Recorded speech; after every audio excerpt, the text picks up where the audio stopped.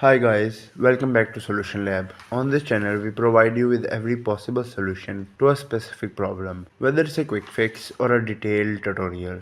We're here to help. So without any further delay, let's jump right into the video. So in today's video, I'm gonna show you how you can easily add hashtags on your reel on Facebook. First of all, open up the Facebook mobile application and log into your specific account on which you want to upload the reel with the tags in it. On the top right corner, you should find the plus button. Click on it, and the third option you should find off is reel. Click on reel, click on a video that you want to upload as reel. After that, click on next, and as you can see, this interface will appear. From here, what you can do is at the top right, you should find describe your reel. You can also add hashtags here. Click on it. From here, click on hashtag and go for new reel.